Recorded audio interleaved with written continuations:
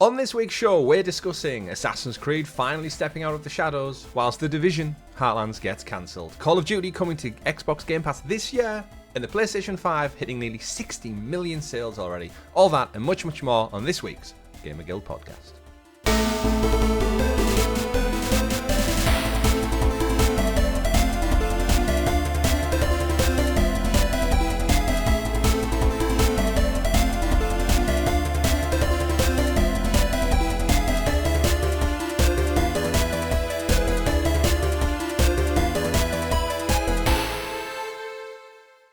Good game, everyone, and welcome back to this week's GamerGuild Podcast, your weekly show where we round up all of the gaming news for your listening and viewing pleasure right here on youtube.com/GamerGuildTV, and also available up there in the digital clouds on your podcast platform of choice. We've got a great show lined up for you all this week, and we can't wait to dive into it. But before we do, introducing myself, Chris, as your host, alongside the man of many pixels, returning, Mr. Richie. Hello, everybody. Hello, indeed, and welcome back, folks, to another fine episode of the GamerGuild Podcast where we sit down. And it's been a busy week, Richie, for games. It really, really has. It started off... been a busy week. You know what? It got to Monday and there was so much news that was already in the dock. It was like, it can't get any crazier. And then we got the Call of Duty news, and Ubisoft apparently don't want to hold off till their Ubisoft Forward, and it was just... bang, bang, bang after each news story. So we've got a great show, as I said. But before we do dive into it, don't forget to like, subscribe, and ring-a-ding-ding that bell so you are kept in the loop with all of the great content we do here on the channel, because we do more than just the show. We have weekly live streams, retro looks, fest looks, reactions, which I'm guessing... leading into Summer Game Fest, we're going to have a couple of reaction live streams so you can join us. You, the wonderful community, can watch along to see what all the breaking news is live as it happens at Jeff Keighley's Summer Game Fest and beyond. We do have a merchandise store, so you are a big fan of the Gamer Guild logo. If you want to be a part of the Gamer Guild and rock that merch throughout the sunny summer, you can head over to our merch store. There is actually, I think, a discount sale coming up, so keep your eyes peeled if you want to get that hat. Nice stretchy t-shirts. Keep your peepers peeled. Keep your peepers peeled. I don't like that phrase. Yeah, but as I said, we do loads here. Follow us on Discord, all the social channels. Jump in. Links and everything are in the description below. As I mentioned, we do a weekly live stream. And this past week, Richie, in light of Senua's Saga launching on Game Pass and Xbox later this week, actually, we dove back in to check out some more cloud gaming fun on Thursday as we played Senua's Sacrifice. And you were on the sticks again. So we've both finished the game, but do you want to give people a summary? It's an awesome game. I really think you should. It's quite a short game. I'm probably about a third of the way through by the end of the stream. Obviously, I was skipping a lot of the There's not even a lot of collectibles. I was skipping the ones that are there. Just I'm not going out my way on the stream when I've already got 100% on the game. Mm-hmm. But I love that game. I think it is a fantastic game. It doesn't overstay its welcome. It's very artistic in the way it does, especially its audio. Mm-hmm. Facial animations are amazing. It holds up really well for what is quite an older game now. Yeah, 2017. So I can't wait to get my hands on the second one. I will point out, though, if you're watching the stream and there's some like laggy issues and sync issues, that wasn't my experience when I was playing the game. That seems to be a YouTube stream thing. There was issues with that. So well, they'll have to it go wasn't play it cloud themselves. Gaming, smooth as hell. Absolutely. I don't think I saw a single kind of refresh bar that we sometimes see with Xbox Game Pass either. That's good to hear. Good to hear. Yeah. So yeah, go check that out. If not, I'll be streaming later on this week for our weekly live stream. Senua's Saga, the sequel. We'll do a first look at that. Richie, you're actually away in Rome this week, so you're not going to be playing video games. Have you got any plans for the plane to take away with you? What's the roadmap look like? I haven't really thought about the plane, to be honest. Because as gamers, we all got to do something. At the time this goes live for non-members, because members get early access to this show, for non-members, I will literally be sat on the plane. Right now? Right now. So if you're listening to this and you're not a member, I'm on my holiday. I've probably got a beer in hand. Well, enjoy it while you can. But yeah, I know a lot of people, our audience, will be familiar with going on holiday, and you usually have to kind of factor for it. If it's a long-haul flight, do you take the Switch? Are you happy playing mobile games? Do you download podcasts? I mean, the flight to Rome is what, 3 hours? Give or take. Something like that. It's a couple of hours. So what do you think? Switch maybe, or I don't know. I haven't really thought. I'm probably not going to take anything really. It's my first holiday with my girlfriend, so I just haven't really thought about it. Oh well, there you go. Yeah, I'd recommend the Switch. It's always a good backup to have, and it's compact and portable. Worst case scenario, download Plants vs Zombies on your phone or something like that. That's always good for that. Roller Coaster Tycoon. the original, is quite good on mobile actually. So enjoy I've that been one. playing a bit of Dreamlight Valley on my phone actually recently. Hey, listen but it's to cloud you. It's cloud gaming, Right. which is a problem for travel because airport Wi-Fi is terrible. 4G signals tend to be, whenever you're out in public, recently for me at least, fairly crap. And It's on all about planes the you have no 5Gs internet now. anyway. So, well, I've got 5G, but yeah, you know what I mean. Like you tend, how many times are you in a public place and like suddenly your signal just dies? Yeah. It's so- it's the sun and vaccinations that have done it. Yeah, that's it. Yeah. So listen to you talking about Dreamlight Valley. Remember when I was gushing about this game like at launch? Yeah. And again, I'm a much bigger Disney fan, so it's nice to hear you talking about like a little cozy enjoy it. game. It's Yeah, fun. It is. It's relaxing. And they always drop new content, so that's great. That's great. Yeah. You been playing anything current gen? Like Just bits of Jedi Survivor, but not that much. not that much. I'm a bit further. I'm just chipping away a bit here and there. Well, And some FIFA. of course. I will still call it FIFA. I know it's not called FIFA, but it's FIFA. For now, yeah, it'll take a good couple of years for it to phase its way out of our vernacular, I think. In terms of what I've been playing, a little bit of FC24. See, that's the first step to learning the new word, saying it out loud. Wrapping up on my second season now. I didn't get promoted. I lost on the playoffs. I did all that hard graft. And then, you know what? The two teams above me, first and second place, they both bagged over 100 points. And I was like, on the difficulty I'm playing, I was like, I just can't get close to that. Now, I always find, and I found this with previous games, I find with this one, if I go up with difficulty, the game just throws more bullshit your way. More of your defenders just out of position for no reason, that kind of stuff. Occasionally, your defender you concede a penalty. You know, when suddenly their defender who has 40 pace suddenly has 100 pace to get back in time. Yeah, absolutely. I find more bullshit happens in the higher difficulties. So I sometimes get stuck in a difficulty where it's like, well, I'm beating every single team until the game throws a bullshit game. If I go on a high difficulty, there's just more bullshit in the way, and it doesn't feel like it's harder. It just feels like the game wants you to lose, forces you to lose more. The definitive and it's not fun. Yeah, the definitive statistic which proves it is I was the top scoring team in the whole league, even though I finished in like fourth. Yeah. But goals conceded was like triple like the people around me, and it was like because the defending is so difficult. But we won't lament on football for those who aren't fans of it. But what I would like to know is anyone in the comments, let us know what you're playing at the moment, because we always say what we're talking about, but like week on week our audience are obviously playing games as well, and there's such a vast catalogue. And with us being in this quiet period, I think a lot of people have actually gone back. I know our Discord server has been talking quite a lot about just playing older titles and going back to other games. So let us know in the comments what you are playing. I will say, Richie, one thing I've done this week that was slightly different. I teased it a little bit in our Discord. I'm getting into the emulation game a little bit. Oh, so that's new for you. It is new for me, yeah. I treated myself this past week too. Actually, you know what? I'm going to hold it up and see if you have an idea what it actually is. He's holding up. Oh, it's a Sony box of some description. You don't have a clue, do you? I don't. So this, my friend, is a Sony PlayStation Vita TV, which had a very limited run. It's not a legal emulation you're getting into. Well, yes and no. Yes and no. So this is a PlayStation Vita TV. Is essentially a PlayStation Vita compressed down, but without the screen and the touchpad and the gyro and the controls. So it comes with a HDMI port, Ethernet connection, the slot for the Pro Duo proprietary memory card, and a Vita cartridge slot just on the side. I don't know if the camera can pick it up there. But essentially, you hook that up and you can do what you want with it. Now, thankfully, or not so thankfully, I guess, there's certain games that don't actually play. They're just blacklisted by Sony.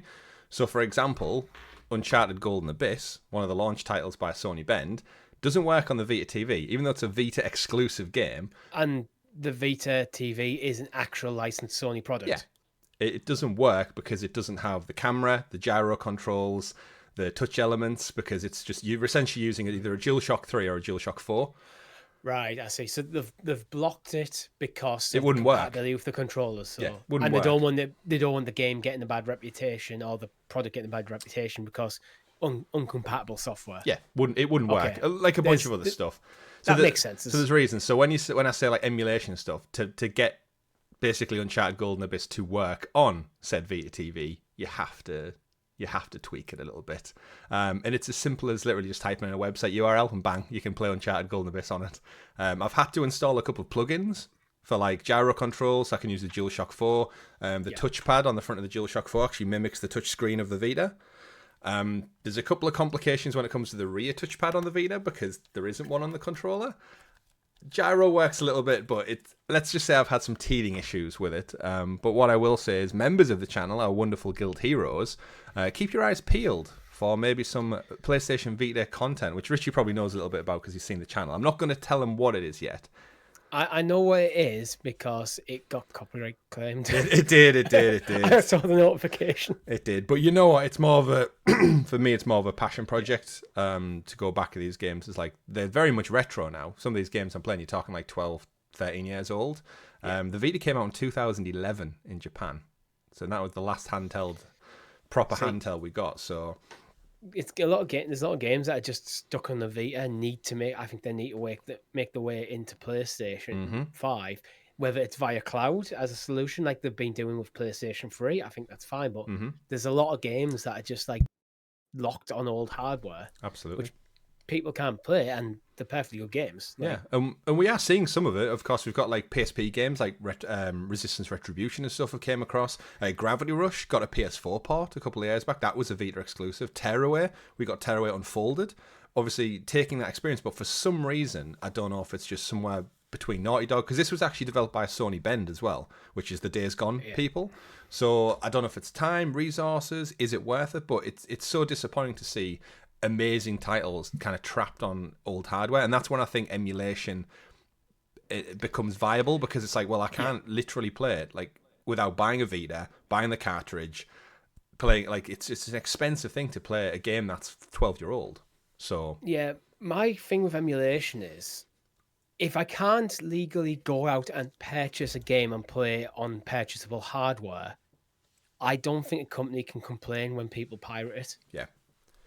If you have it for sale and accessible on hardware that I could purchase, I think you can go, you know what, guys, stop that. You are literally stealing. People do anyway. I'm not going to judge people for that. Personally, I've done it myself. But if I can't buy the game and I can't buy the hardware the game's played on, then I'm not taking money out of these people's pockets. Yeah.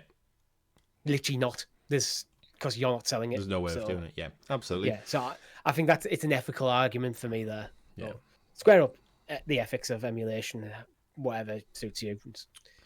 But yeah, figure out what the legalities in your country are. Absolutely. But so something different. So it's been an interesting learning experience, the whole jailbreak emulation kind of. It's very, I feel like I'm looking at the Matrix a lot of times with a lot of stuff, moving files over and getting them in the right folder. And I booted up things like GoldenEye and Mario Kart, and just the audio wouldn't work. Stuff was, and I was like, I've got a bad ROM, and it's a whole thing. You know what? I'll give you a few months. You're going to be sat there one evening. You're going to be playing one of the old Pokemon games on like a GBA emulator, but you're going to be using speed hacks, and you're going to realize, oh, this is so much better. I'm here. You know, when you want to grind up your levels instead of slowly walking up and down, 500% whizzing up and down. Maybe, but so it's my commitment to the channel to show off some retro stuff, because I think we've both got a long history in that. You've still got your Zelda continued playthrough, just slowly ticking away. At its pace, but we've got a couple of things up now, and people seem to enjoy them. So I'm keeping Zelda for the occasional stream when like you and Rob are not available, and I need something. There's nothing interesting happening, and I just need something to go. Then that's when Zelda will be, because that's how it's been at this point. So I'm not gonna rush to get back to it. Absolutely, but I enjoy it, and it's part of my kind of like continued commitment to just keep retro stuff alive. Like, again, you didn't even know what that was, and I'm sure a lot of people didn't either. So it's a cool bit of kit when you think about it, taking a portable console and having it like replicate on a TV with HDMI output for 2011. That's quite a unique thing. But so basically inside that box is basically a Vita, really, without the controller. It's a Vita without, it's basically a Vita's motherboard just in a box. That's all it is. But and you know what, it's deadly silent. It turns on and off within seconds, which is crazy, because like it's a mini console. But we digress. Let me know out there in the comments if you guys are doing any retro collections yourself. What's the most odd, unique console from yesteryear that you've got? and let us And know. why is it Panasonic 3DO? Why is it? Why? Well, or why isn't it? Why isn't it is the question. Right, Richie, we've got a great busy show lined up, so if you could do us the honours of introducing us to the graciously gathered GamerGuild Gazette, aka the news. The news. And as always, the news is brought to you by our wonderful guild heroes, the fantastic members who support the channel that extra bit further. You get early access to this very show. You get early access to some of our live streams. The aforementioned video that I was just talking about, you will get that early before any members of the public by subscribing from as little as 99p. That's all it is, 99p for the bronze tier. There are higher tiers, and we do appreciate everyone who jumps up the higher tier because it does help with podcast distribution. If you all listen to this on your commute to work in the audio feed, we pay for that. So enjoy that quality bit rate in your ears. Right, Richie, story number 1. Big story for the week. Assassin's Creed Shadows. It is no longer Assassin's Creed Red.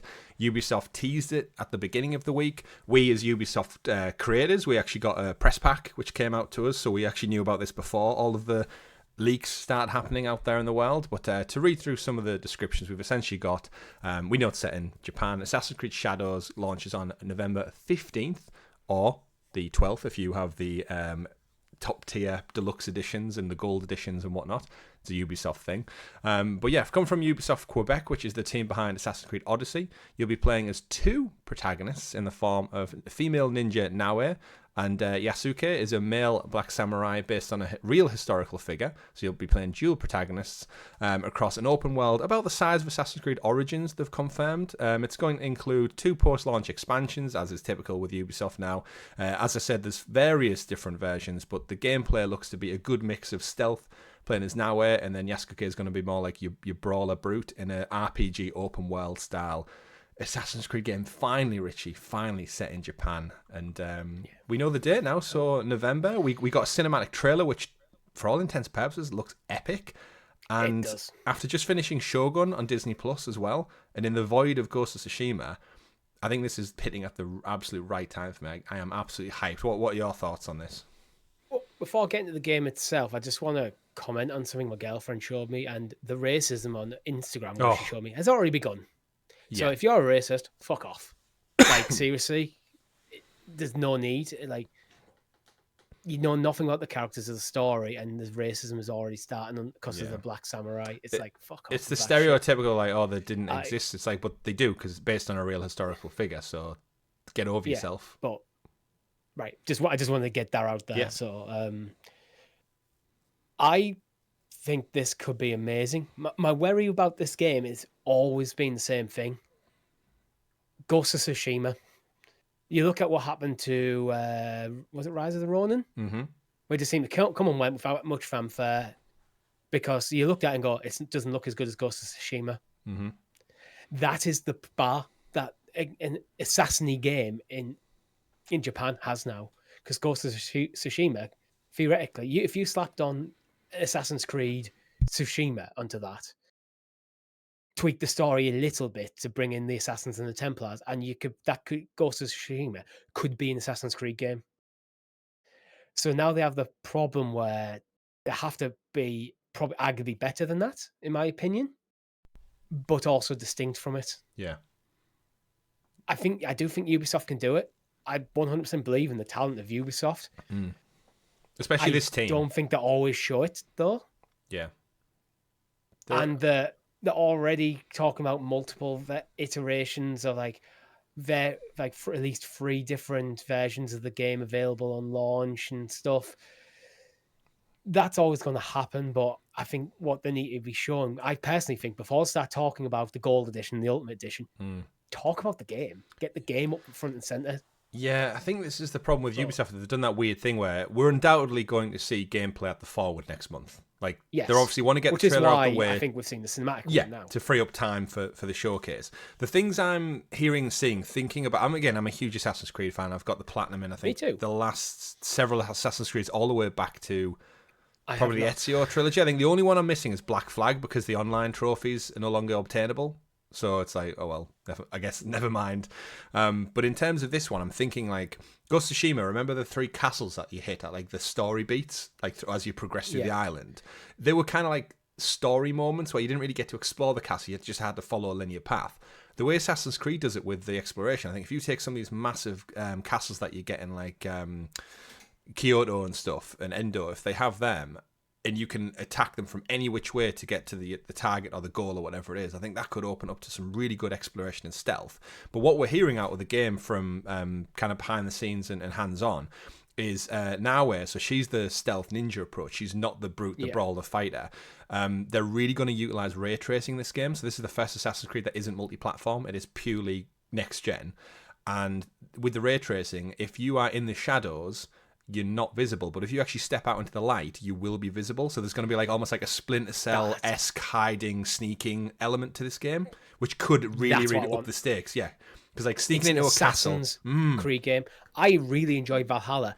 That was not an Assassin's Creed game. No, it evolved. It was just an open world action game. Yeah, it was a Witcher RPG for all intents and purposes. Yeah, but it wasn't an Assassin's. It wasn't an Assassin's game. The aesthetic did nothing really fit in Assassins, and the Assassins and the Templars barely in it. Yeah. They need to go back to telling a proper Assassin's Creed story for me. Mm-hmm. Focus on that interaction between the Assassins and the Templars throughout the ages, and the complex political struggles that involved, and then keep it down on a personal level for the characters. Yeah. And for God's sakes, do not fill the map with 1 billion pointless collectibles. Like, again, that was another problem with Valhalla. There was just so much wealth on the map. That, I've opened the chest, got some gold. Well done. Yeah, it's too boring. Much. It's too much bloat. It's too much bloat. Keep it lean. Yeah. Make sure all the content is fun. If a piece of content is not fun, don't have it in there. That's what this is the game I've wanted since Assassin's Creed 1. Yeah, everyone's been talking about it for really, years. really like look through your entire history. What's worked in certain games, what hasn't worked. What other fans said about things like Valhalla as well. It has about 8 billion DLC. I always got the impression with Valhalla they were terrified that you might put it down and go for something else. They did support that game insanely. Rather than making a game that you don't want to that is so good that you don't want to stop playing, they made a game that's so much content. I don't know. Ubisoft, come on, this is the one you really need to nail to show that you are back on top. Yeah, I think they will nail it because again, you've got everything kind of lining up with like the feudal Japan is, like I said, what people have been clamoring for absolutely years. You've got the elements that's the Odyssey team, which I think Odyssey is most people's favorite out of Origins, Odyssey, and Valhalla. I think that is most people's touch point, whether it's just because of Cassandra or not. But I think that was the one that people gravitate to. Them saying that the map is the size of Origins, which is great because that was the smallest out of the three. So again, we're not talking the scale of Valhalla. It is a bit more condensed. I think you are on an island, so it is quite limited to... You can't make it any bigger than the island actually is. So I think they've got a lot of constraints that'll keep it together. I really do love the dual protagonist approach. The last time they did that was in Syndicate, and although Evie and Jacob Fry in that game felt very similar, actually, they didn't utilise the dual protagonist as much as they could do. I think with this approach, they've clearly gone with big brutal samurai and then stealth. I think if their gameplay mechanics are unique enough, and you get to jump between them to maybe explore how you would take a castle or take down a target, I think that would open up to a lot of kind of like skill tree progression being a bit varied for a change, rather than it being a jack of all trades, some ultimate warrior conveniently working for the assassins who can kill and do anything. Yeah, look at Spider-Man 2 for dual protagonists, how they handled it, where certain story missions you locked into either Spider-Man or Miles. However, when you went open world, freely switch between them, and there's activities in the world where one character can do, one couldn't, stuff like that. Like really lean into it and to encourage you to play as both based on the circumstance. Yeah. But the template's there, and I really want. I'd be disappointed if this comes out it's an 8 out of 10. I really want this to be. I want this game to be in the Game of the Year conversation. Yeah, same. I think Ubisoft are set to have a phenomenal year, actually. If you think about Prince of Persia to kick things off, and then Star Wars Outlaws, I think if that's anywhere near as good as it looks like, that could be fantastic. And then this following it up 2 months later, 3 months later, in fact, sorry, to see out the year could be huge for them. And again, if we look at Valhalla, remember, Valhalla was Ubisoft's best-selling game of all time. It made over $1 billion profit. and this is their next big RPG. Mirage kind of came and went. I personally wasn't a massive fan of Mirage, but hopefully they took their learnings from Mirage with the smaller story beats and more stealth and traditional stuff and apply it to one of these two protagonists. So they have almost the option to make two games within one because of the dual protagonists. Yeah. Give the Mirage fans... I sometimes think, though, when you talk about sales, I know Valhalla was their highest selling Assassin's Creed game to date, but is not some of it is probably a sign of how well Odyssey was received. Yeah, probably to follow up. So people, because not a lot of most people who bought that game are not sitting down listening to weekly or daily or monthly gaming podcasts and getting to know the ins and outs. They remember playing Odyssey. I really like that. I'll buy the next one. Yeah, but Assassin's Creed is a franchise that's so big. Yeah. It's almost like Call of Duty and FIFA. It's like when it comes along, it's a tentpole of the gaming industry. People just see it and go, oh, the new Assassin's Creed's out. Regardless of what it is and who it is, if it's a follow-up or if it's tied in. People don't care. They just like the gameplay. They like the worlds. They like the historical element, which is why I'm a huge fan. And they jump in. And Japan is very much in the pop culture ethos at the moment. So that's one of the reasons why I'm so critical of Assassin's Creed, actually, because it is a tentpole of the gaming industry. Mm-hmm. But I always feel that they're not pitching it to the highest. They're not pushing the franchise to be the best it could be. They always feel just happy to bring out a very competent next game in the series, rather than getting. I want Ubisoft to be producing an Assassin's Creed game that is in the mix with The Last of Us, with a Ghost of Tsushima, with a Spider-Man, with a Final Fantasy. That's the level this game should be at, because the team can do it, Ubisoft can do it, the franchise can do it. Yeah, they've been resting on the laurels a little bit, but we won't have to wait long to find out. As I mentioned, the Ubisoft Forward will be in less than 4 weeks' time now. We'll be covering it here on the channel. You'll get all your news and updates here on the podcast, but if you do want to tune in live, keep those dates in the calendar. We'll give you more info closer to the time. One thing we won't see, Richie, however, at the Ubisoft Forward is going to be the Division Heartland, because Ubisoft giveth and Ubisoft taketh away, because with all the amazing Assassin's Creed Shadows hype, someone at Ubisoft thought, what a great time to, under the counter, slowly in the shadows, ironically enough, just cancel the Division Heartland, which was, of course, the Division free-to-play shooter spin-off that was going to fill the gap between the Division 2 and what is the inevitable Division 3. Ubisoft has cancelled the upcoming game as it moves to focus resources on big opportunities, it said in a press announcement. Originally set to launch with a vague 2021 to 2022 window, which was since then push back. There was an open beta. It's 2024 now, so it's 2 years out. Exactly. 3 years, actually. It had a beta last summer. It was rated by the Taiwanese ratings board initially, as we thought launch was drawing clear. I've said several times I thought it would have been out this summer. Like, it seemed like just a shoo-in. However, after 3 years, the Heartland journey is ended. Ubisoft has cancelled it. They've called time on the project, and with effective immediately. So I'll read a quote from Red Storm Entertainment, who's the studio making it. They said, our priority now is to support the talented team members at Red Storm Entertainment who'll be transitioning to new projects within our company, including X-Defiant, which I'm surprised has survived as well, and Rainbow Six, so back to the Siege train. Great to see that they're not necessarily cutting any jobs, because they could have easily just layoffs.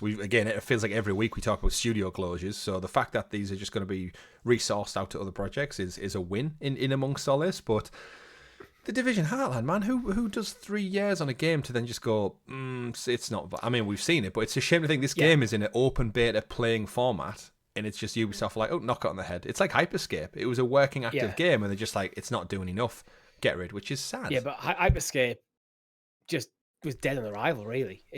Player base fell off a cliff dead quickly, and that's it. The game's done. Why keep the resources to keep the game open when no one's playing it? With Heartland, it always felt to me a bit of the black sheep of the Division family. It's like, it's not the game anyone really wanted. Division fans wanted Division 3. Yeah. And like Heartland's like, if it came out with its originally scheduled release window in 21-22, I think that's a different story. Okay, it's going to be quite a few years yet till Division 3. This is a side thing to get us through the thing. If it's got only a 1 year lifespan. Yeah. I think they were hoping it would be like the Warzone to Call of Duty, where the Heartland is like you just continued, you play it all the time, free to play, jump in. The game published. You do, yeah. Whereas you come back for like your iterations every few years for the numbered entries. But yeah, Ubisoft just not seen it through. This late into the development cycle, you've got to think they've played the game, this isn't going to do the numbers we want to. It is financially more sensible to kill the game without ever getting it out the door than it is to keep working to get it to where it needs to be. Yeah, it's a So shame. I think it's just, I always take this as a reflection, because if it's a good game, they'd publish it. Yeah. It's a shame they couldn't like retweak it just to make it into maybe like a small single player game, because you'd imagine like the world is there, the campaign beats are there. It is the multiplayer element where they obviously look at it and go, similar to how Naughty Dog did with The Last of Us Online, and just said like the core game is probably great, but it's not viable to run for years and years and years with the support, the server load required to keep it active. Yeah. And that's where we're at in the industry. Your players will play for maybe a couple of weeks, maybe up to a couple of months, and then they will all move on from the game. Because they'll want more. And you can't keep up with that demand. We see it with Destiny all the time, where people, like those main people, play the game solid for like a week or 2 weeks and then go, right, what's next? And you're like, dude, that just took us 6 months to develop and make that content. And after 2 weeks, you've powered through it, putting 100 hours in a week, and you want more again. It's like, it's not viable. The thing is, what we'll know about Ubisoft is they're not going to look at all the work that's been done, all the assets that have been created. They're not going to take all that and just put it in a folder and press delete. They'll asset strip this. There'll be assets that in this game that will appear in Division 3. There'll be story beats that appear in Division 3, characters that appear in Division 3, or other franchises. Or might even be some stuff might even be repurposed. Some level designs might be repurposed for a Splinter Cell game, or an Assassin's Creed game. So I think that is one thing where you look at it and go, well, it's not all wasted effort. This didn't come together as a game, but the assets and a lot of the work that the talented people at the studio have done, hopefully will be repurposed. Yeah, and in a way it's interesting, because for those who aren't in the know, Ubisoft went back to the Division 2 and added another year of support to it. They added more content, and seemingly that's where the fan base is, and they're quite content with the Division 2. Still kind of similar to the Rainbow Six Siege audience. They're just, why put out another Rainbow Six Siege when I don't think it was through their I don't think it was through their intention, but Siege is almost like its own platform for Ubisoft now, and it always does well. It's always in like the top 10 Steam numbers as well. So I think they just keep adding to like it. Why bring out Division Heartland when people are really just happy with 2, and when 3 finally does rear its head, it's probably going to get the hype and the pop that they want. They just need to get on with it. I mean, what makes Siege brilliant is, yes, it's a first-person shooter, but it's more tactical than something like a Call of Duty. It stands out in the industry, where this is my issue with X-Defiant. It looks like Call of Duty with the vibrancy just turned up. And it looks like that's how it plays as well. Siege plays differently, so it's found its audience, and there's space in the world for both Call of Duty and Rainbow Six Siege, because they do play and feel very differently. Yeah. If people want a more tactical, slow-paced, realistic shooter, you got Siege. So I think Siege is going to be, just keep supporting Siege, really. Yeah, they do seem to be very particular about what they put out now. Unless you hit a point where the age of Siege is beginning to show, and it really needs a good ground up refresh, moving to a full new engine, that kind of thing. Because I mean, one day. And then you bring out Rainbow Seven Siege.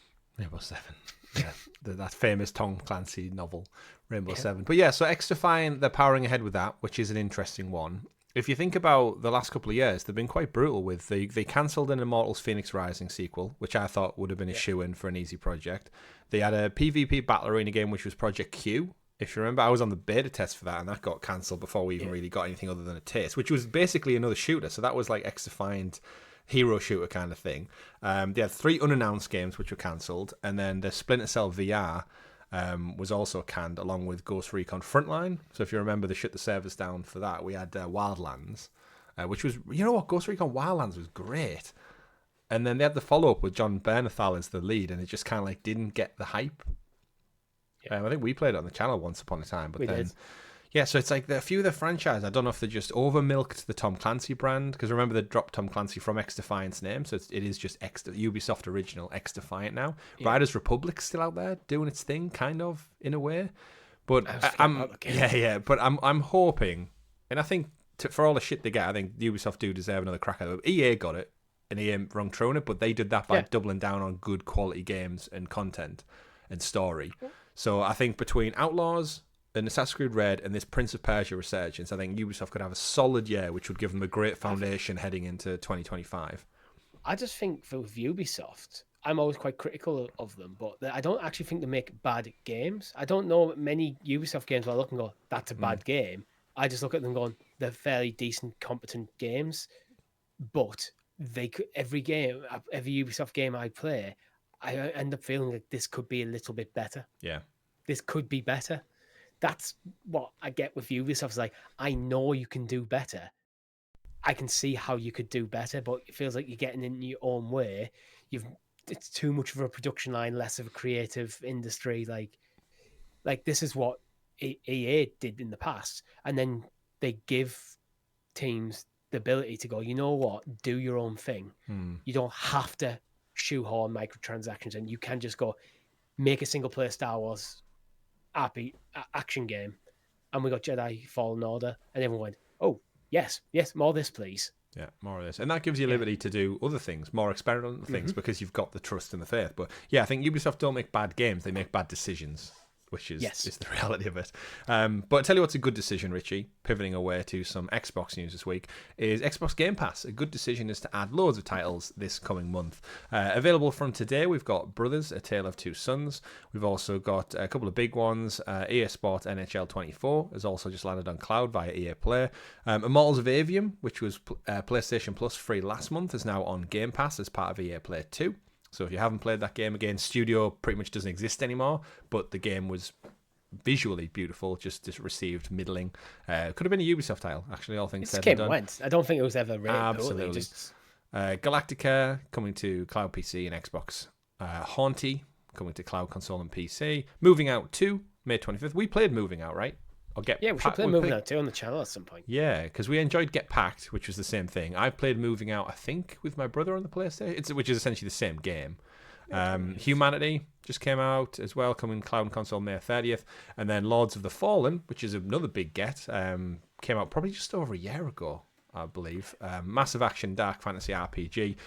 Reviewed really, really well, actually. So that's there as well. It is a sequel, but it's got the same name. It's Firework, June 4th, and then a couple of anniversary things for Starfield and Minecraft. But the big one, of course, Richie, is to watch out for on the channel, Hellblade 2, Senua's Saga, which I guess coming into the week of, it's getting a little bit of stick for lack of marketing. Yeah. Where is it? Other than this post, where is it? Well, before we started recording this podcast, you were looking for trailers, and same as I had last week, the newest trailer is 5 months old. Which is mad. Yeah, come for a game that comes out in a few days. It feels like one more trailer, splash it everywhere. Because this is the biggest Xbox game this year, in my opinion. Yeah, I mean, until later in the year when we get, I'd say, the likes of Indiana Jones and potentially Gears, depending on what's up their sleeve for the back end of the year. Another Forza. We'll find out next month at the showcase. Yeah. But this is the one I feel like they've done more marketing over the last 5 years than they have in the actual critical point, which is the lead up to launch. But this is what we discussed last week, wasn't it? Which was the worry of no marketing, no physical release, £50 smaller title, shorter game. I'm waiting for, when you said earlier about the Instagram trolls and dickheads online. Just wait until this game launches and timetobeat.com says, oh, you can finish it in 8 hours. And people start popping off unnecessarily about it. Yeah. But, all things said and done, though, I can't wait to play it. You'll have to wait until you're back. You'll have to see your YouTube recommendations go. GamerGuildTV is live playing Hellblade Senua's Saga, and you're like, damn it. I'm in this beautiful city with my girlfriend enjoying gorgeous sunshine and fancy wine. I'm just sat there in the middle of Rome overlooking the Trevi Fountain with a nice glass of wine and my beautiful girlfriend and going, oh, damn, I could be at home playing games. I'll be okay, mate. I'll be okay. You'll be fine. Yeah. But yeah, I am looking forward to playing Senua's Saga. I'm going to play with headphones. They have put a couple of marketing tweets out this week about just you have to play it with headphones, you 100% have to, sound design. But I'm looking forward to it. I hope it does well, and I hope it does well enough both critically and, in a way, sales, to ensure that the studio survives, because sales and Game Pass is a weird thing. Such an odd thing. This is an Xbox exclusive, and I don't know why you have an Xbox not Game Pass. Yeah, I suspect this is one that has to come to PlayStation later down the line as well. Yes. Purely because we had the original on PlayStation, And I think it's very much, I think one of the reasons you and me both liked it is because it's probably as close to a PlayStation title you can get on Xbox. Without being Gears or Halo, it's definitively a third-person, story-driven, shorter experience that tells a solid character development. Yeah. I think, again, going back to, I think the reason Microsoft are putting games on the PlayStation and Switch now is they've realised they've dug themselves into a hole with Game Pass, where because they've committed to all their first-party titles coming to Game Pass, they're kind of stuck in that commitment. But if they want to get them sales, what if we give it 6 months a year, then drop it on other consoles? Then you get that boost of box sales, effectively. Yeah. So you might see a physical release, is it? I think if they're smart, they'll do a physical release of this when it drops on PlayStation. Yeah. And I think this is the Game Pass conundrum. And the reason I wanted to get into Game Pass is to talk about the bigger Game Pass story this week, which is reading from The Verge. Microsoft is looking to add the next Call of Duty to Game Pass this year. So that means whatever this Black Ops 4, I think it is now, after the showcase, there's a specific Call of Duty redacted showcase. Like last year, we got Starfield. This year, it's Call of Duty. And could you imagine the pop if that trailer ends with coming to Game Pass day one? Like if you're sat there as an Xbox fan, a Call of Duty fan, and it's just free. That's £70, $70 saved for arguably probably what would have been the biggest selling game of the year. And Microsoft, like you said, they had to commit to it. Now, this is where the finances come into it, because traditionally, Call of Duty sells for $70. It usually sells about 20 million copies on average. That's a lot of money that you're relying on going into the Game Pass model. But this is where Microsoft surely have to commit to it, where if you start fudging the numbers a little bit and saying, oh, well, some titles come, some don't, some go on PlayStation, some don't. This is where Microsoft have always struggled for the last decade, right? The messaging. What does it mean? This is a system seller, though. It is, yeah.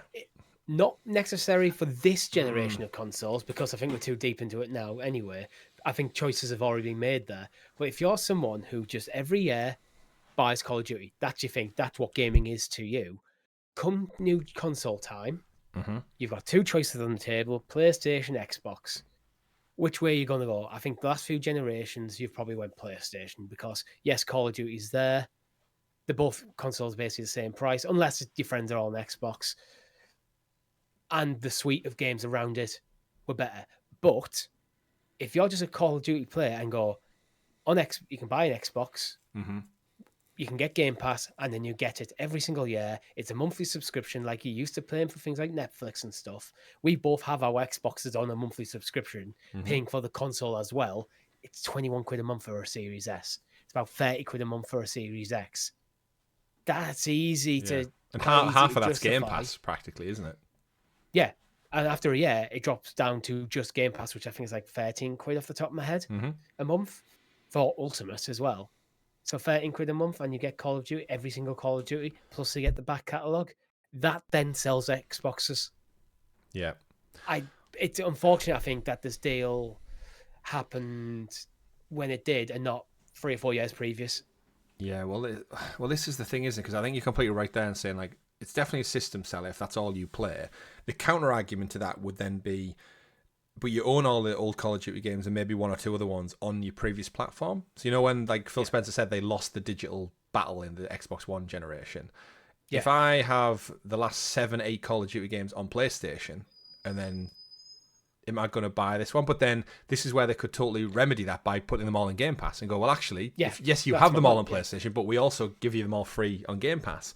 And you're right, I think the casual gamer, because we know there's millions of them out there who only play FIFA, who only play Call of Duty. They buy one game a year, they buy one console, like right to the dead end of its life. Like, we have friends who... we don't care if it's PlayStation, Xbox. Yeah, like a lot of them don't even care if it's last gen. Like the report that we're actually going to get into later on about how many PS5s have been sold, they actually already highlighted that there's actually a shit ton of PS4 players still out there. And that's because I think the PS4 generation still... like is perfectly plausible today. Like I know we both have PS5s, but if I boot on my PS4, I don't think I'd feel any real slowdown if I was playing FIFA or Assassin's Creed or Last of Us 2 or anything. My PS4 is still deployed. When I was before Final Fantasy, I was bouncing around a bit. I played a bit of Assassin's Creed 2 because there was no active benefit of playing it on PS5. I just played it on PS4, so I effectively have another console there for PS4 games. I'll just install them on PS4, keep them off my PS5 hard drive, well, SSD, And if I want to play up here, I can always just remote in. Yeah. It's crazy stuff, but reading from The Verge via the Wall Street Journal, yeah, they said the report doesn't make it clear whether Microsoft plans to charge extra for Call of Duty inside Game Pass, nor whether the company will raise Game Pass Ultimate prices. I think they will. I think we can either see Game Pass going up to compensate for the loss of sales that are on Xbox, or I could see a Call of Duty tier where it's Game Pass. It's literally called Game Pass Call of Duty, and it's a couple of dollars more, and it includes all the Call of Duty library and the new one day and date. I don't think you'd want to do that. I don't think you want to fragment your audience like that. I think They you're already have, better though. off. Yeah, They've got core, they've got normal, they've already got 3 tiers. What's an extra one that's simply Call of Duty only? Like, realistically, because it's a game specific only. We're not a features only. Core is basically there because people still, for some reason, on games with gold. I think core will be phased out eventually. Hopefully. And they'll transition people over to either PC or console, which are comparable. Yeah, I mean, don't get me wrong. Ideally, I would rather just have Ultimate covers both. Yeah, I'd rather have just Ultimate and not Ultimate. Yeah. Like that's the simplest method as possible. And you want to keep this simple. It is Call of Duty though. Yeah, it is. That's the difference. I actually think you're better off just raising the price of Ultimate. Maybe you raise the price of the others slightly, raise the price of Ultimate. And maybe you do just go Call of Duty is only free day and date with Ultimate. But then you're fragmenting your messaging on that as well, where it's like, so it's not simple across the board. I think that's better than an extra tier for Call of Duty specifically. Yeah. Do you think then this all leads to this being the make or break moment for Xbox, where realistically, if they sync Call of Duty into Game Pass and it doesn't, and all of a sudden Call of Duty goes from being the top seller year on year to, well, actually everyone who would have bought it on Xbox isn't buying it now. So that's $70 you're losing out for a $15 subscription. So you are losing money. I think for $70 billion, you don't have a make or break moment. You have to look at this as a long-term investment and look at how the investment's going to be paid off in the long term. This is a key moment, which you're going to be eyes on. But if this doesn't sell as much Game Pass as expected, I don't think you go, oh my God, Xbox is in the... I mean, a lot of journalists probably will go, oh my God, Xbox is dead. That's just not how the real world works. A company like Microsoft are not dropping $70 billion on things and expecting it to be paid off in one game. They're looking 10, 20 years probably to pay that back. It's a long-term investment. So I mean, it has to be, doesn't it? It's do you think at the announcement we not only get one in Game Pass, but we also get the old catalog? We've said this time and time again about when are the actual old Call of Duty games going to show up in the library? That would be, if they do, that would make sense actually. For if they're doing like, here's a Microsoft showcase, our Xbox showcase, and then we've got a special Call of Duty showcase after it. That's a nice place to put it. So you talk about the new game. Here's the new game. It's coming to day and date to Game Pass. Oh, by the way, so's all of these. Do you think that'd be a stealth drop there and then? I think that could be a cool move. I think it would be, here's the announcement of the new one. It's coming to Game Pass on November, October, whatever. And guess what? From today, you can play all the old Black Ops games free on Game Pass now. That would be the way to do it. Yeah, you got all the old Black Ops games there. And guess what? All the rest are coming. Yeah, you've got 5 months from today to play the whole Black Ops series. Or other series. I think that could be fantastic. Yeah. I mean, great for us, right? Is Game Pass being the best thing? Like, I've not bought a Call of Duty game in years, but if I get the next one for free, hell yeah, I'm going to check it out. Exactly my point. The difference between me playing Black Ops 4 and not is whether or not it comes to Game Pass. Because I'm not interested enough, as much as I do actually like Call of Duty single player, I'm not interested enough to drop 70 plus quid on it when I've got other stuff to play. But if it's there on Game Pass, we are streaming that bloody thing. Oh, absolutely. We'll do multiplayer. We'll do a bit of everything. It's crazy how the mentality behind it works. And this is what Xbox are gunning for, right? It's just that mentality of people they want, like a Netflix, they want you to just have Game Pass. Regardless if you have a console, if you have a PC, you play on mobile or cloud, you just have Game Pass regardless, because you're in the ecosystem, because you want the games.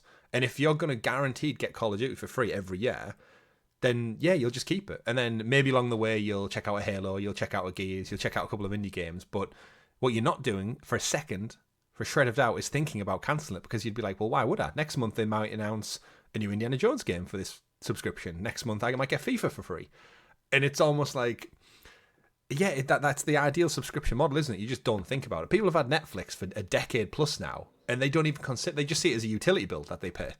It's just there. It's part of their monthly outgoings, and that's great for Netflix because even when they have bad months, people just keep the subscription. And like you and me, we said if after our All Access Series S subscriptions are up, I would probably still just keep Game Pass for the sake of it.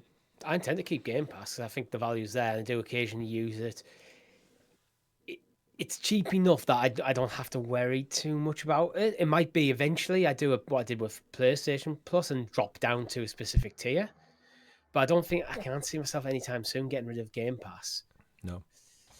If anything, actually, I was thinking potentially going the other way and getting Xbox All Access again, but this time getting the Series X. Mm-hmm. Because we're gamers and we always like the latest tech, right? Yeah, and it's like, well, if I'm paying 21 quid a month at the moment, kind of stretched about 30 odd quid. Maybe, yeah. And if you're locked in, your price is locked in for another year. Yeah, so if they do go up. It's only a year.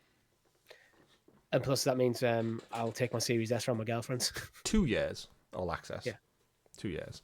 2 years, yeah. But yeah, so it's a thought I'm going to have to go through. It's like this October, right? I think hours are up, like back end of the summer. So we'll see. And if Call of Duty was dropping on it, you've got a decision to make. So it's an interesting one. But yeah, sounds like the Summer Game Fest, the Xbox Showcase, this rumored PlayStation Showcase, and Nintendo Direct, where we might get the Switch 2. This could be the biggest like kind of block of weeks for announcements that the industry's seen in a long, long time. Because it's all been very quiet and it's all kind of like bubbling to the surface now. So could be hyped. Get hyped, everyone. You know what? If I actually bought a Series X, it's going to my girlfriend's Series S to stay in here. Purely because she's got a nicer TV than me. Oh, there you go. So I'd rather have the nice console with the nice TV. There's your decision made. I tell you what, you could play on that TV, Richie.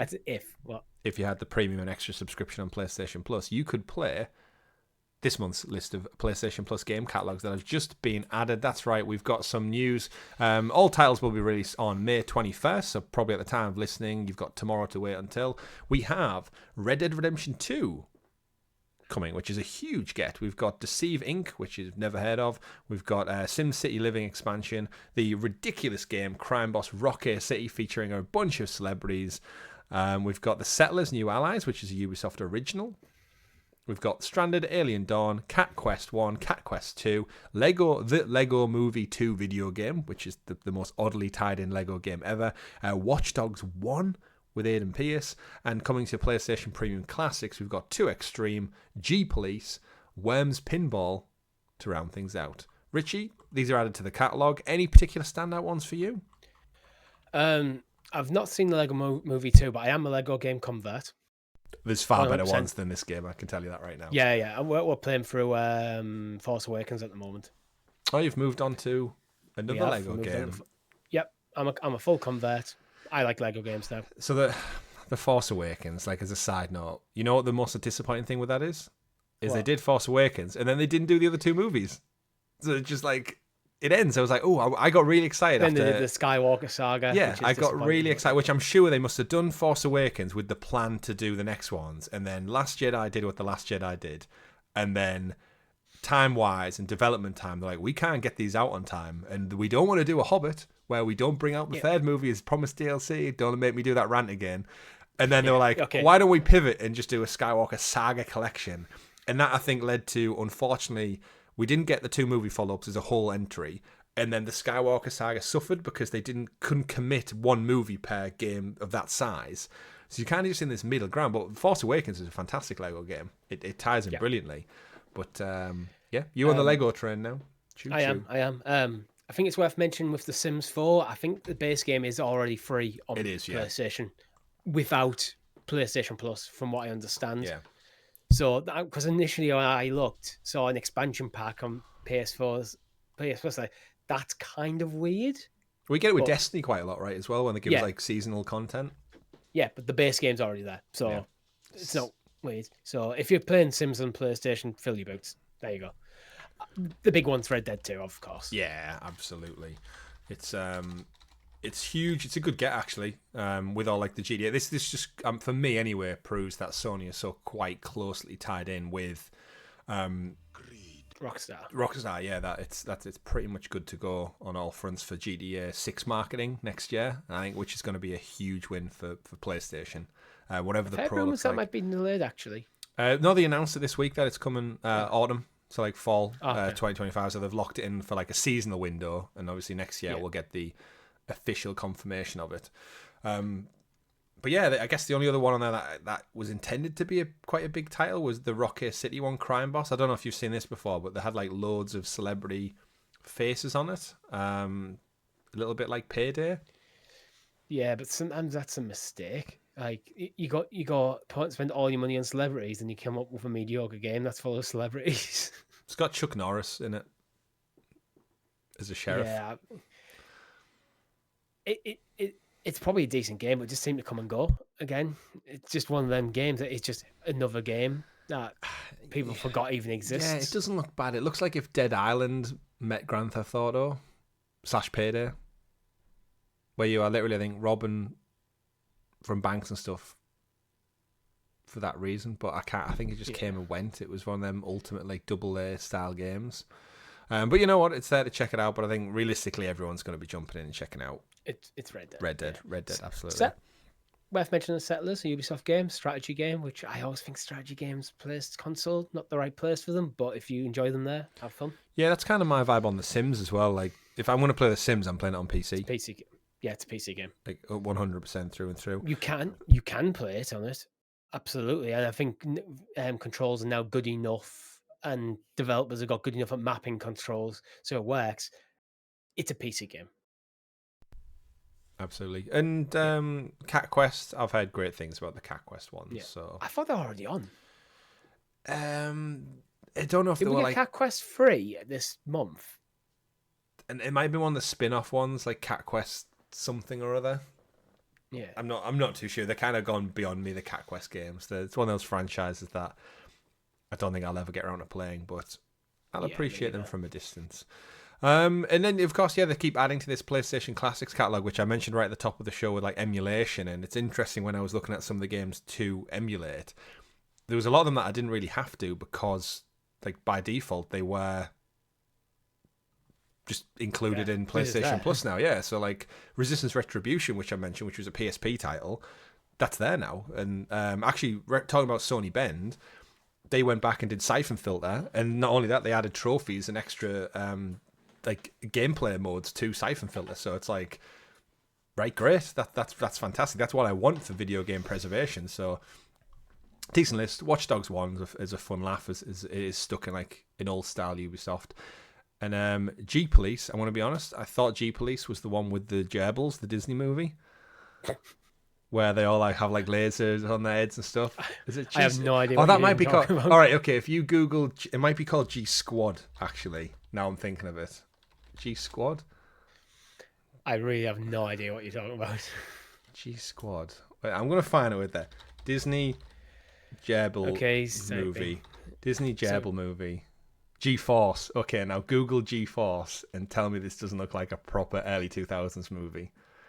It's guinea pigs, and they are some kind of like Mission Impossible crack team of agents.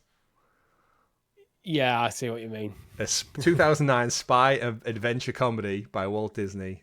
A special government program training and deploying high intelligent rodents as secret agents is facing abolition from the FBI. To save the department, the head orders another authorized mission with the primary field team known as G-Force, consisting of 3 guinea pigs named Darwin, Blaster, and Juarez, and a mole named Speckles, and a fly named Mooch. Did you know there was a 2009 video game adaptation? I did, yeah. I did know there was a game. Of course there was. Yeah. Shout out to G-Force. That's not what this is. That's not. We're talking about G-Police. G-Police, which is not as good, evidently. The world needs bigger heroes, Richie. That was the tagline for the movie. Anyway, moving on from amazing Disney movies of the 2000s to some other Activision news, actually, off the back of the Call of Duty coming to GamePass stuff.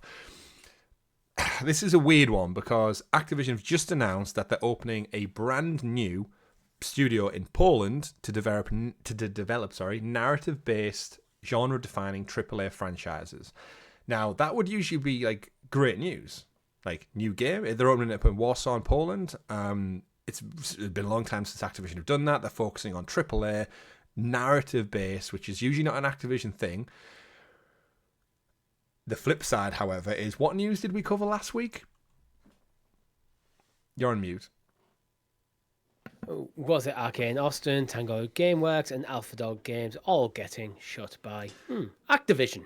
Microsoft. No, Bethesda by Microsoft. Yeah, sorry. All under the same umbrella. So I've seen some people online say like, well, they're different divisions, but ultimately the people that pay the bills are now Microsoft. So similar to Ubisoft, give and take away. Microsoft last week closed them studios down. Yeah, layoffs, closed them down. The studios are defunct, regardless of putting out amazing games like Hi-Fi Rush.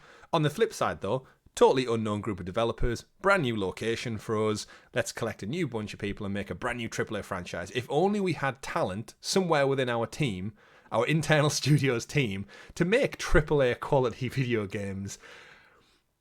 It just rings. It's such an odd thing, isn't it? Like, because what makes it worse is the close proximity of these two stories. Is you've literally just sacked a couple hundred people who made a genre-defining, a Game of the Year award-winning game last year. Not good enough. But an unknown quantity, we're going to put millions of you into making a studio. I know Poland's a little bit cheaper for development costs, but that's what I was going to get on to. It's like, come on. I was just checking the location. So Arcane Austin's obviously in Austin. Austin, quite well known actually for being a quite expensive city to live in Texas. Probably because of the existence of the gaming industry there. That probably does impact it. Tango Gameworks, its headquarters is in Tokyo. Yep. Expensive. Yeah, so the tinfoil hat is they are cost cutting. They wanted a studio. By closing these two studios, unfortunately, means that people lose their jobs, but the overheads of running a studio there are significantly higher than running a similar studio in Krakow. Yeah. In Warsaw, yeah. The studio does say as well, as the studio so far includes storytelling experts from franchises like The Last of Us, The Witcher, Cyberpunk, Uncharted, Far Cry, and more. And exclusively, it is not working on a Call of Duty game. So this is Activision Studios not working on a Call of Duty game, which is like, well done. So, well done for getting away from that. Two ways to look at the story. You look at it in isolation, go, an Activision going back to telling single-player narrative stories. You've got seemingly a really good team that's very good at it. Pinching a handful of people from Naughty Dog by the looks of it, and Ubisoft and CD Projekt Red, not bad gets depending on who the people are. Mm-hmm. Very good news. In the full context, it's a bit of a kick in the teeth for the people who just lost their jobs. Yeah, I mean, it's weird because if it happened in this country, the laws would dictate that you have to, before making people redundant, you have to try and see if they can find a job internally as well, which would be like, well, you're game developer, but this is global. The issue is these studios are probably run as independent companies that are owned by Bethesda, which is then owned by ZeniMax, which is then owned by Microsoft. So you close one of these studios, you make everyone redundant, then Activision all the way over there is a completely different organization. It just happens to be owned by Microsoft. Start up a new company. So it's not like you're making a job redundant. This is legally and technically, you're not making the job redundant while hiring people into a job. You're shutting down a company and opening another company, which is legal. I think there'd be a case to be made still internally if they're all under the same umbrella. If you were being laid off as a developer and you're like, well, there's a job, literally vacancy over there within the same company doing what I do now. So instead of making me redundant. But it's legally not in the same company. We'll see. It's in the same corporate. This is from my own experience. That's what I'm saying from my own experience where I work. Like that, even though umbrella companies, like that should be a thing. But again, I think different laws as well. So like the UK law to US is probably wild. We've seen that with other things. So and this is literally shutting the studio in 2 different countries and opening a studio in a third country. And to be fair, they left it till a week after. So maybe that's like, they've already gone.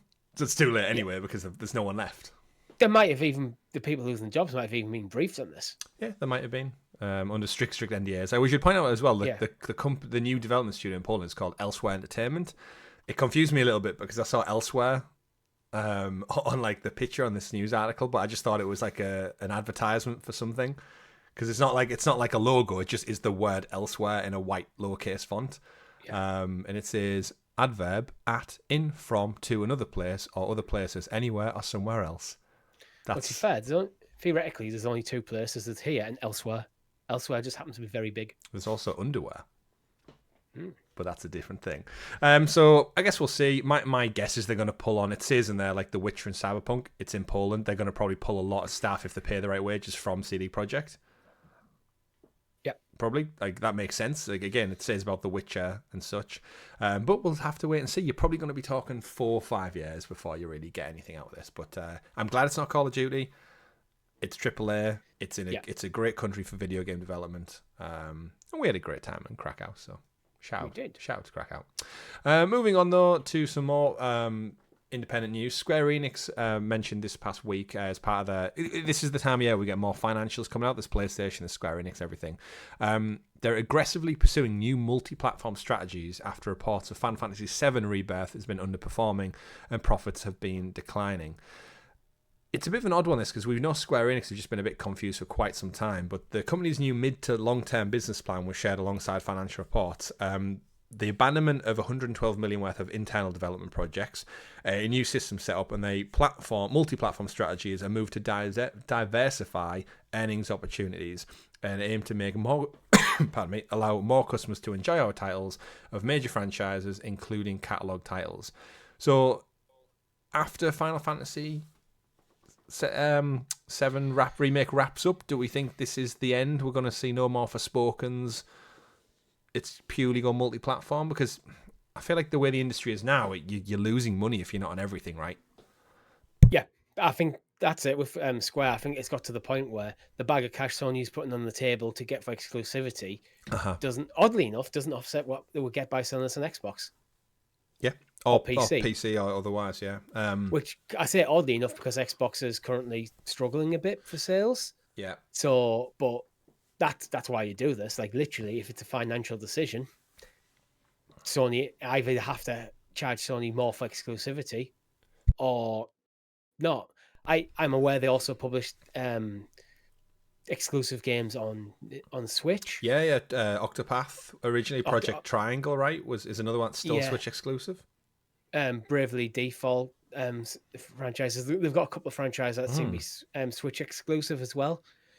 Diversifying them where they sell as well could be actually quite profitable because they're usually quite well reviewed games, and if you don't have a Switch, you just don't play them. Yeah, and having them on PlayStation and Xbox doesn't take away from the people who buy them on Switch.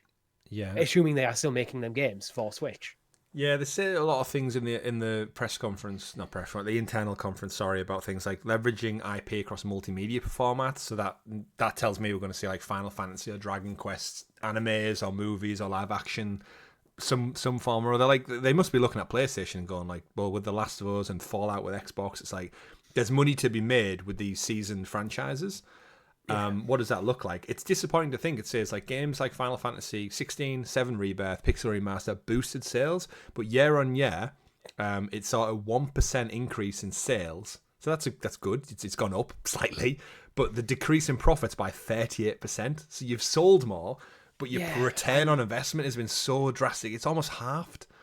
Yeah, but what I think you have to look at though in the context of what's happening in the wider world. Yeah. There's a lot of countries going into recession or cost of living crises. People have less money, so they might be selling not as many things. But people are asking for more money because all their bills are going up, which is your overheads. So if your overheads are going up and your sales aren't, you can't put up the price of the games because people stop buying them because people don't have the cash and gaming's already expensive. Yeah. I think some of the consolidation in the industry is caused by things outside of gaming. It's whether you like or not, gaming is a luxury for a lot of people. So it's the first thing that gets cut from their budget when they're struggling. Yeah, it goes. Which is probably why a lot of people still on PlayStation 4, as we mentioned earlier. It's why things like people are very fond of Game Pass, because it's easier to justify £12-13 a month than it is 70 quid here and there. And it says a lot looking at some more of the statistics. So no specific sales are given, but they did say Final Fantasy VII Rebirth, which is arguably probably going to be one of the games of the year, has underperformed. But despite it's the 4th biggest game sale in the US so far this year. So it's up there at number 4, and it's still underperforming. It's like, I don't know what you could want. I think Square over-expect, to be honest, because how often does a Square Enix game come out and then followed by someone from Square Enix saying it underperformed in terms of sales? It happens almost every single game. I think they expect too much, and you have to look at the context of 7 Rebirth. It's chapter 2 in a 3-chapter story. So there's people like Rob who are waiting for all 3 chapters to be out before they commit to playing them. And there's people who haven't played the first chapter yet, so they haven't bought the second one because they want to play remake first. So you're going to see a trail-off in the sales between these 3 games. Don't trail off. I think you're not going to sell as many copies of Rebirth as you did Remake ever, I don't think. Remake is always going to be the highest selling game. Because who's playing Rebirth without Remake? As much as they said you could, you can't. Yeah, it must be scary though, thinking, weird. Do you get the same impact on the 3rd entry then? Because like it's a further drop off. It's like if they're not making money on this one as much, or it's not doing as well as they hoped, it's going to be the same amplified for the 3rd entry, which now has got the next 2-3 years in development to look at, which is just going to be a sunken cost until it launches. So I can see that's why you have to look at all 3 games as part of the same project. You cost that as a single project for the 3 games rather than individual, because the sales for each game will drop. That's just how. That's just sales trends. Do you think they regret hobbiting it and dragging it out into 3? No, I don't think so, because I think the content's there and the quality's there. I think it's just a case of I think they got the expectations wrong for this, and there's potentially nothing stopping them going renegotiating with Sony and getting Remake onto Xbox and potentially even Switch 2, depending on what the hardware's like, and on PC. And then you do that with Rebirth, so you can go back to the well potentially with these games. Yeah, I think they'll inevitably will have a collection. Yeah, like a year after the 3rd one launches. And I think if Remake is no longer selling on PlayStation, which it probably isn't anymore, Sony might accept a bag of cash to get out to close off that exclusivity. Yeah, it's all money, it's all interesting, but it just shows you though the difficulty that a lot of the industry is going through, and when massive companies like we said Ubisoft at the start of the show, and Activision, Microsoft with layoffs and closures, and then Square Enix and like selling off assets and restructuring, it's a very odd time, which is why if you like a game, you should support it as best you can, like Richie did by not buying Final Fantasy Rebirth. Moving on though to the next story, speaking of things that are going well, and you can not really factor for, Sony PlayStation has sold nearly 60 million units to date. The current, I say close to, it's 59.3, so there's still actually a bit of a gap there. But in terms of, they had their investors call this week. Large part to its massive success is just down to, at the moment, the last 3 months, I don't know if you saw the statistics this week, Richie, it's outselling the Xbox 5-1 on the rolling 3 months. So not in the year, but in the last quarter, 5-1. Which I guess is probably down to Final Fantasy a little bit, and the success of Helldivers a little bit more, in the absence of Microsoft really having anything. Helldivers, yes. I think Final Fantasy a bit, maybe not. To be honest, I think this is more a reflection on Microsoft right now than Sony, because I think it's been a slow generation for Sony as well. Yeah, it's tracking the same as PS4 at this point in its life cycle, which is impressive. It's been a slow generation, but the PS4 generation was so good. They've got a lot of credit in the bank. Microsoft don't have anywhere near as much credit in the bank, and it's been a slower generation than Sony has. Yeah, I can't think of a Microsoft title that has come out to universal acclaim and absolutely exploded this generation yet. Yeah, I just don't think they've landed. The nearest they've had is Hi-Fi Rush, and look what they did with that studio. Yeah, Hi-Fi Rush, but that's a smaller title. Oh, absolutely. We're not talking this, and that's not a tentpole title for them. That's Hellblade. It's got a lot of pressure on its shoulders because Starfield didn't do what people thought, and Redfall before that nowhere near the expectations. Yeah, but that's part of the narrative of this generation for Xbox. So I think the difference in the sales figures comes down to Microsoft started the generation behind and haven't got going yet. in the same way. Sony, I don't think have got fully going yet, which is good for them. Yeah, but it's fine. Imagine, as a side note, if Starfield and when Starfield comes to the PlayStation, does it make more money than it made on an Xbox? Yes. I think it does. I think a lot of people would buy Starfield on PlayStation 5 and it would sell shed tons. Starfield did okay in PC, did okay in Xbox. With it being Game Pass, that undermined both PC and Xbox, and then PC and Xbox sales of it. They probably saw a bump in subscriptions. A lot of them may have fallen off again compared to like 70 quid box sales over on PlayStation. Yeah. And there'll be a lot of, and oddly enough, the work that Microsoft are doing now with Bethesda and Todd Howard and his team are doing to improve Starfield continually. Yeah. These improvements will happen before PlayStation fans get their hands on the game, so they'll get a better game. And if Starfield's updates do well, the DLC comes out like Cyberpunk did. Yeah. Where the franchise really got a massive lift with the DLC. Starfield could do the same. PlayStation fans drop like 70 quid in the base game, maybe another 30 on the DLC. Suddenly Bethesda are rolling around the money, where I'm still playing at my Series S.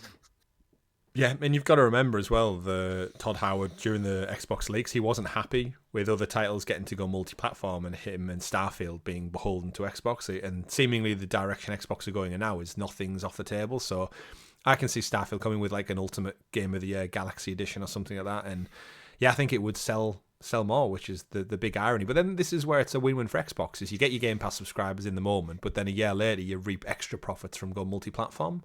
And if you look at the sales charts now, Fallout games, Sea of Thieves, and Hi-Fi Rush are up there in the top 10 of the PlayStation games. I think the other month when Fallout the TV series came out, it was like 5 of the top 10 games were Bethesda titles on the PlayStation storefront, which is like, well, that's all money for Xbox now.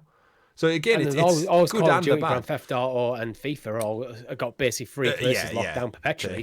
And Hogwarts Legacy sneaks in there still.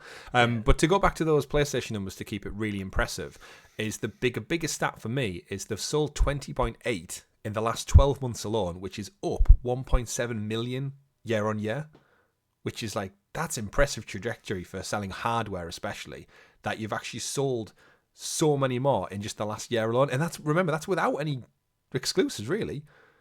Like, we don't know what's like. It's all been second party deals with Square Enix, ironically enough, and other platforms. When did that come out? Last year. Oh yeah, I guess we shouldn't discount Spider-Man then. It's 2. That's true. That means that shifted. Last of Us 2 remakes being announced. So there's they've got stuff, and people's probably delay. They had production issues at the start of the generation, and people are probably slowly moving on from the PS4. So it might just be that gradual drip feed. Now, as more games come out, people are looking at it and go, I can't play that on my PS4, I can't play that on my PS4. It's time to upgrade. Yeah. Or it breaks, because it's like 8-year-old at that point. But as a side note to that as well, one of the other successes in these numbers was Helldivers, which I know we've gone on about loads, but it's officially sold 12 million copies across PC and PlayStation 5 now, which officially becomes Sony's fastest selling PlayStation game of all time. More than God of War. 11 million number, Rob. There might have been. But yeah, Sony confirmed that, which again, it just shows you how you can shit that. That's surpassed God of War Ragnarok by 1 million, which was the previous record holder, to a point of the CEO, the head of Arrowhead, which is the devs, actually tweeted out that as for 12 million units sold, that there's now more Helldivers in the world than there are Swedish people. Just to give you a population comparison. So the entire country of Sweden are essentially all Helldivers now. But yeah, again, monthly active subscribers on the PlayStation Network is up to 118, according to Sony, which is up 10 million year on year of PSN users. They do call them active users as well, rather than just a dormant account, which is probably a better metric to measure it on, because I'm sure a lot of people have accounts and just do nothing with it. Yeah. But saying active users, which means I guess they're logging in and they're playing a game or they're interacting with the storefront or something. There'll be a definition where someone has to play X amount of hours in a month to be considered active. Yeah. maybe 10 hours in a month is considered active. Yeah. It'll be a low number because they want to boost the numbers, but Oh yeah, there's always be a like number. slight tweaks. But then finally, I guess to round out all these stuff, they officially confirmed the replacements for Jim Ryan, who's now left the company, left a couple of weeks back. They have 2 people now who are the heads and the CEOs, so they split the job role into 2. We have Herman Hulst and Hideki Nishino are going to step into leadership positions. Hulst is going to be serving as CEO of the new studio business group. And then with CEO, who's currently in Hiroki Totoki, who's going to oversee them both. He's going to be the big head honcho. And then below him, you've got these 2 gentlemen as well. So one's going to be fronting game studios and one's going to be fronting platforms. So odd that they need 2 roles, but I guess PlayStation's so divergent now with like the TV elements and marketing and merchandise and everything else. It makes sense that it would maybe just leave Herman in front of the game side of things and let the other guy deal with the rest. Look what we were talking about last week with Xbox. The leadership team over there talking about how they found it difficult to manage so many studios. Yeah. They're putting a CEO to manage studios. So that CEO will have a team of people whose job it is to manage all the individual studios while someone else is dealing with the hardware side. Yeah. Yeah, it makes sense to me. So interesting. And again, I like Herman. He was the head of Guerrilla when they pivoted to Horizon. I think when he interviews, when he talks, he is just a very likable professional guy, and I think a lot more love for him than people had for Jim Ryan, to say the least. And there's multiple platforms actually at the moment for Sony. If you think about it, you've got 2 editions of the PS5 currently on the market. You've got the PS Portal and PSVR 2. There's 4 platforms. Don't forget the Vita TV. Not currently on the market, but okay. Definitely not. Yeah. eBay. Yeah. And plus PC, you could cover Sony's PC offerings in there. So there's 5 platforms they currently offer onto the market. So yeah, it's a decent sized portfolio there. Absolutely. Speaking of portfolio size, there was some extra news from former Deviation games this week, which was a bit of an odd one. I want to throw this in at the end of the show because it's an oddity. PlayStation has reportedly formed a new studio consisting of former Deviation games devs. So co-founder Jason Blundell of Deviation Games is also part of it, who's an ex-Call of Duty guy. The odd thing is, if you remember, Richie, I think it was the Summer Game Fest, is Deviation Games got on studio. They had 2 gentlemen interviewed by Jeff Keighley. They got about a 5-minute window to talk about Deviation Games. They didn't reveal their project. And I think at the time you and me were thinking, like, why announce a studio at an award show? It was very random because they had nothing to show. They talked about like their goals and their mantra and bringing developers together for a great working environment and culture to make AAA games. It's a blog entry, not a press conference. Yeah, absolutely. But they did that, and then they went radio silent. And then last year we had the news that Deviation Games, after being founded in 2022, was then closed after layoffs and then eventually shut down in 2023. So it didn't really get off the ground. PlayStation either weren't happy with it or the IP that they started on, it didn't quite work. But now, apparently, those ex-devs who were at Deviation who've left, they've now formed and created a new studio within PlayStation. So I don't know if this is like a legal thing, but from what we're seeing is the carcass of Deviation Games that barely got off the ground is now reforming as a new studio at Sony rather than their second-party license and deal they had with Sony. I don't know if this is like a legal way of Sony getting out of ownership or contractual things, but it's essentially it's going to be the same team, but they're going to be officially working for Sony now, as opposed to a second party. Yeah, there's got to be some business legal stuff in the background that's led to the initial closure, but it just seems like there isn't bad blood between them and Sony. So it doesn't feel like Sony pulling the rug out from under them, and by effectively rebuilding the team as Sony owned, it probably just means that a lot of the overheads and legalities and business stuff is just covered by Sony. The liability is now on Sony rather than the individuals, the co-founders. So I don't know. It's a weird one. Yeah, I mean, reading the information comes from Deviation developer who did work at Deviation then now doesn't, post on his LinkedIn saying, yeah, I hear a lot of previous Deviation game employees have set up their own studio working at Sony. All the people I see working there have signed up as top-class developers. They can create a top-class IP with your studio, hopefully give you the time you need to create a quality product and not have to deal with the red tape from previous projects. So it sounds like there was something going on at Deviation. Blundell, who set up Deviation, he actually left before all the layoffs and the closure.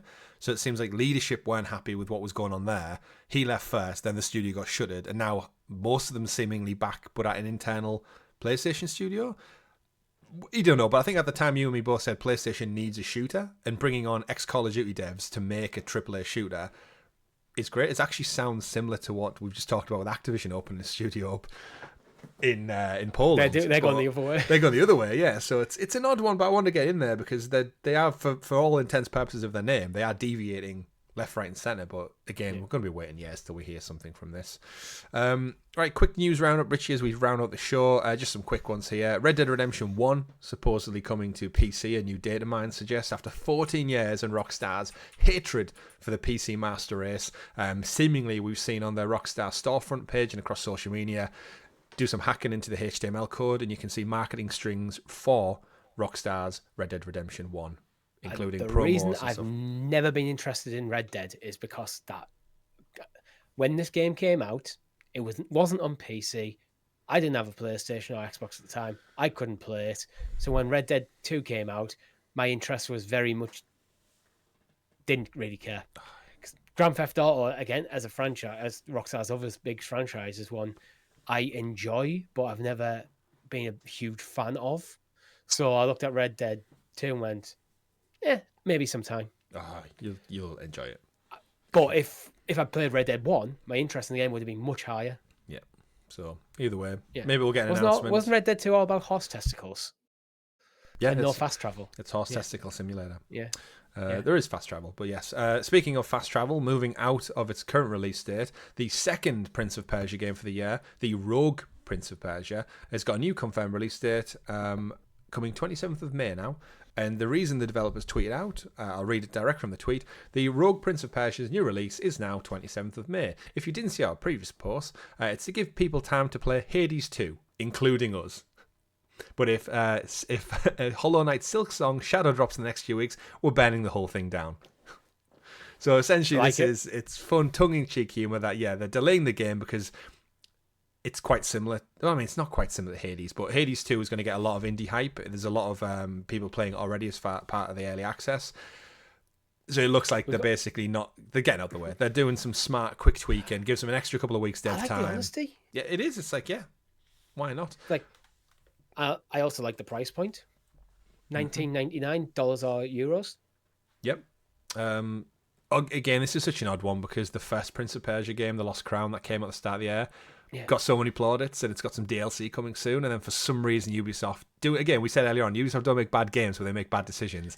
This is a bad decision to get another game almost identical to it out in the same The price point does recontextualize it, though. It makes it easier to swallow. Although Lost Crown was only $34.99, I want to say. So that wasn't full price either. But again, short stories.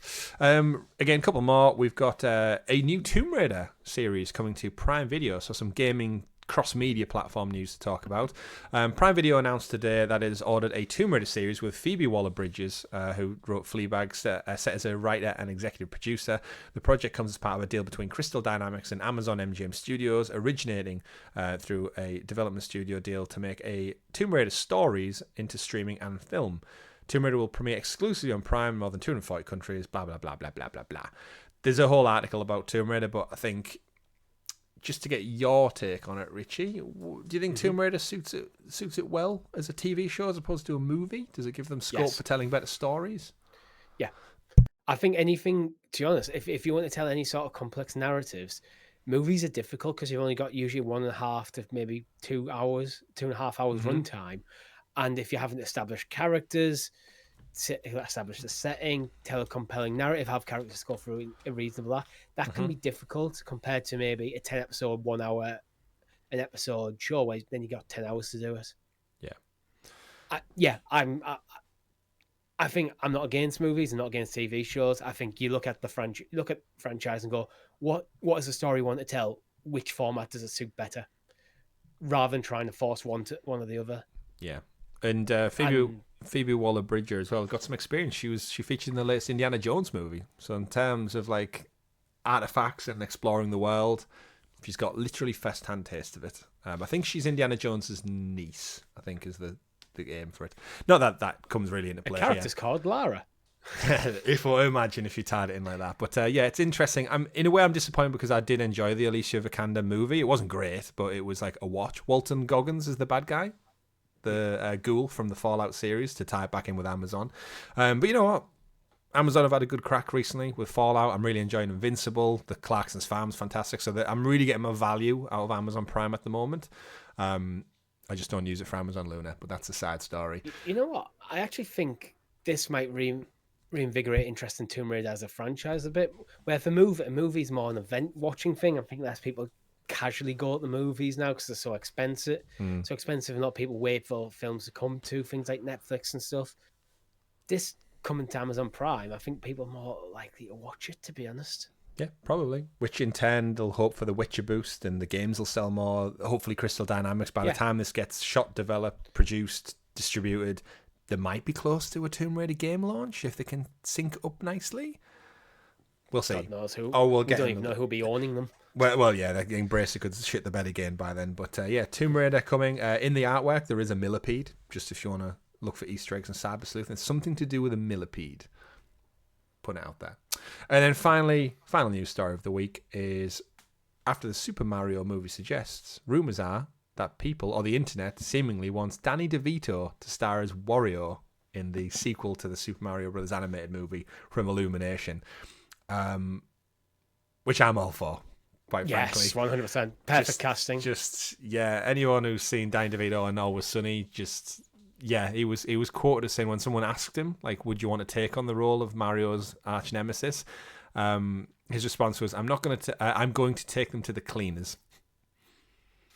But I should be in the movie. Yeah, it's like, I want a lot of money, but I am the right guy. Yeah, he went on to say, like, you never know what happens in the world. When asked about taking on the Wario role in the future, he said, I'm up for a lot of things. I'm ready to do a lot of things. Whatever's coming, I'll look, I'll see, I evaluate. I just think, yeah, obviously you don't see him. It's just voice work. He's been famed for his voice work over the years. Yeah. Plays Phil in Hercules. But... I think I actually can't think of a better cast, really. Now you've heard it, it's like, yeah, I can't picture anyone else. As soon as you said Danny DeVito, Wario, I was like, yes, that's correct. Yeah. It's like Jack Black with Bowser. It's like, as soon as you heard that, it's like, yep, I can see it. Yeah. And I really enjoyed the Super Mario movie. Of course, it's massive success that grossed over like $1 billion. So, again, I've never seen it. You've never seen it? Oh, mate, you'd enjoy it. It's a good laugh. It's a good 2 hours of just... What's it on? It's owned by Universal, so I'd guess Netflix. They don't have their own, right? Netflix, probably. I don't know. I have to look. But yeah, definitely worth a couple. Maybe watch it on the plane, Richie. Maybe something there. But yeah, it works. It absolutely works. So, rounding out the show, folks, as always, this day in video games history. And we're recording this on May the 18th, which brings us to, for me, Star Wars Episode 1 Racer on the N64 and PC, released also 25 years ago today in 1999. What a blast. How have we not had a remake of that? I know we got the port on PlayStation Plus catalog a while back. Oh no, that was Phantom 1 Racer. This Racer's the original, isn't it? Yeah, this is the original. This is one when I used to go around my cousins because they were the ones who had the N64. This was like the get between this and GoldenEye and Mario Kart. That was like, can we play a Star Wars Racer? Like, get on it. It's a Bulba, you bastard. Anyone who dislikes pod racing is wrong. Pod racing was a good addition to Star Wars. Oh, phenomenal.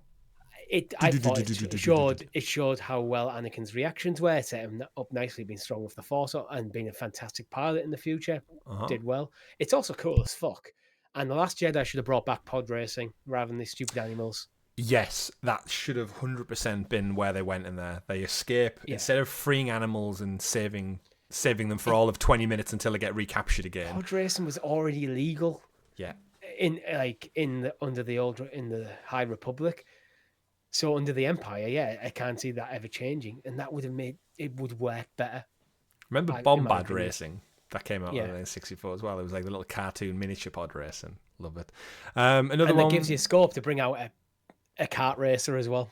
Yeah, absolutely. Star Wars themed one. Another one 14 years ago today, Alan Wake hit the Xbox 360, which again, I'm now a huge Alan Wake fan, so good day, this one. It is a good day.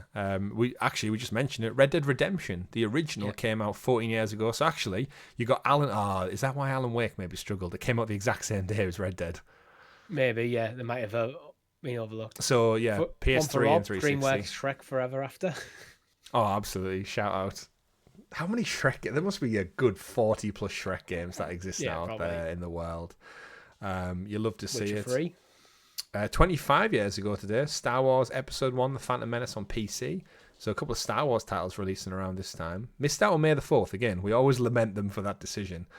Yeah. This is one for the Stadia fans. Shout out to you still listening along. Mafia Definitive Edition came out on PC 4 years ago today. 4 years ago today. Should have came out on Stadia, but alas, it was never to be. Wolfenstein The New Order, 10 years ago on PC. And a couple of good ones. So shout out to that date in video game history. But Richie, that does bring us to an end of this week's episode of the Gamer Guild podcast. Of course, if you've liked this video, don't forget to click like, subscribe, and ring that bell so you are kept in the loop with all the great content we do here on the channel, such as our First Looks live streams, retrospective views, and much, much more. Join us in the Discord server. Link is in the description below if you want to listen and chat to other like-minded gamers every single day of the week, sharing all their emulation stories, their family stories, what they're playing, and much, much more. Richie, this week I'm going to be playing Senua's Saga. As a reminder, launches on Xbox and Game Pass this Tuesday or Wednesday, I believe it is, so keep it locked to the channel for the date going up on that one. I'll be playing it most likely via cloud, so if you're interested, go check that one out. Again, if you are a member of the channel, keep your eyes peeled for some exclusive PlayStation Vita content coming your way exclusively to members. And if you want to become a member from as little as 99p, you can click join below on the YouTube video where you get access to this show early and a bunch of other great content, stickers and badges next to your name and all the sort. Don't forget to check out the merch store. Richie, you have a fantastic holiday next week where you're roaming about in Rome. Everyone out there have a great week. And remember, folks, play whatever makes you the happiest. My name's been Chris. And I've been Richie. We'll see you next time. Goodbye. Bye.